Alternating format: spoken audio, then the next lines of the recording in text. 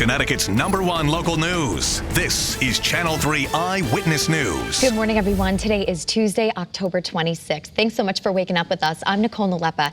We have an early warning weather alert for you as a nor'easter has moved into Connecticut. So let's check in with meteorologist Scott Haney for the latest forecast. But we're talking about rain, not snow. We're talking rain, thank goodness gracious. As we embark on that anniversary of Winter Storm Alfred, we don't need snow around here, right? But it can happen in late October. Not this time around. The temperatures are just incredibly mild this morning, which is good news. Let's take you out right now, show you what's going on. Flood watch in effect. We are expecting a lot of rain today, 1 to 4 inches of rain, and even some locally higher amounts in parts of the state as a wall of water makes its way into the Connecticut area. Wind advisory, this is in effect from this afternoon through tomorrow, with gusts in excess of 50 miles an hour. There are going to be power outages in the state, especially in northeast and southeast Connecticut, especially overnight tonight through early tomorrow morning. So it's like the rain comes first and then the wind comes after it. It's unbelievable. Don't get me wrong, it's breezy out there this morning, but the wind is really going to be picking up this afternoon through tonight and into tomorrow morning. Coastal flood advisory also in effect during the times of high tide, 2 to 6 this afternoon. So if you live in a normally flood-prone area of the shoreline, keep your eyes out on things. There could be some minor coastal flooding. There's our Channel 3 early warning radar showing you've got the rain marching through parts of the state, especially in northwest, southwest Connecticut. You guys are getting inundated with some moderate to heavy rain. And we're getting a little bit of a break in northeast and southeast Connecticut, but don't worry, that'll fill back in. ICAMs across Connecticut, Old Saybrook, not looking too great this morning. Hartford, dreary. 52 degrees, though, that's good. And you can see 56 degrees in New Haven. The typical overnight low is about 30. You can see that camera bouncing around in New Haven. So a little bit breezy out there this morning. But again, the numbers are on our side. 38, 39, typical overnight low. We're at 48 in Litchfield to 59, 20 degrees above average in Old Saybrook this morning.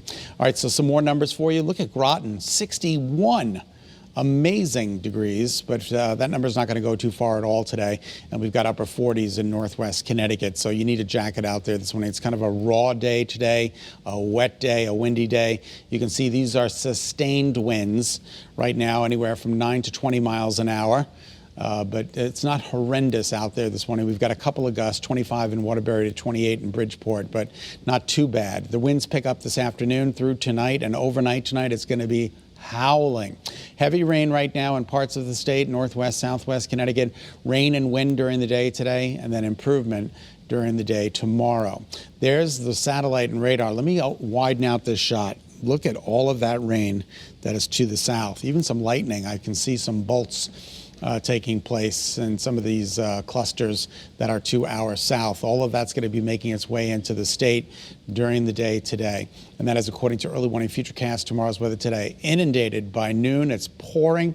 The winds start picking up this afternoon. Notice the direction out of the northeast, pushing in that water to the Long Island Sound, and just rain coming down through midnight tonight. And then it starts to shut down by very early tomorrow morning. And then tomorrow, maybe even some gradual improvement in the afternoon. Don't get me wrong, it's still going to be windy tomorrow, but the rain will have come to an end, and that's good news.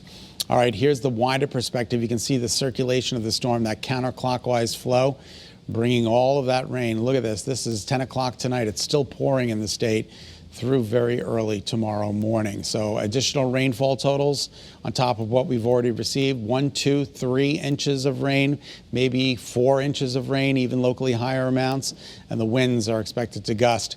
Not so much this morning, but by late tonight and through early tomorrow morning, watch what happens. Keep your eyes in northeast and southeast Connecticut. We start to get to those 39, 40 mile an hour wind gusts, which isn't good. Daytime highs today in the upper 50s, raw, rain, wind. Oh, it's just not going to be a great day. Overnight lows tonight dropping into the mid to upper 40s. Periods of rain, very windy. Power outages are likely. And then tomorrow, gradual improvement, still a windy day. Thursday and Friday look good. Saturday, wet weather again. And then Sunday, we're hoping the rain turns off just in time for the trick-or-treaters. We'll certainly keep you posted. All right, just about 7:05. Nicole, we'll send it back to you. All right, thanks, Scott. We're following developing news this morning out of Waterbury, where police say a 14-year-old is in the hospital after he was shot in the head.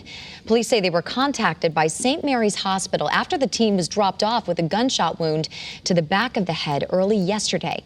They say that the teen, who is not from Waterbury, is in critical condition.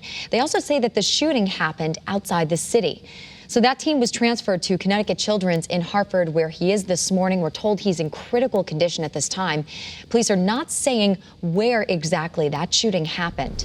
And police in Hartford are also investigating after a 53-year-old woman was found dead inside of an apartment. This is a look at the scene from last night. Police say they were initially called for an overdose, but when they arrived, they found Catherine Hayes dead from what they believe was a gunshot wound. They also found evidence of gunfire in the apartment. We're looking to speak to anybody that might have any details, might have seen somebody in the building, coming out of the building. There are cameras behind me that we're going to be checking. We have a tip line, 860-722-TIPS. If anybody has any information about this crime, we are investigating as a homicide at this point. Officers say they believe the incident was targeted and there were no signs of a break-in. This morning, the Amity Regional School District will be beefing up security on the campus of the high school. And this extra safety measure is being taken after a series of threatening emails were sent to 43 students and staff yesterday. This is a look at the school yesterday as a crowd of parents rushed to the school to pick their kids up. School officials say the emails came from outside of the school's accounts. And they also say in part, quote, "We have no reason to believe the student name in the email account was responsible for the email contents or distribution," unquote. The school says it will be working with law enforcement to investigate the source of the messages. This morning, we're learning a former girls basketball coach accused of sexually assaulting players is still in jail. A federal judge denied bond for Danny Lawhorn, and police accused the 30-year-old of assaulting 3 teenage girls who played for him.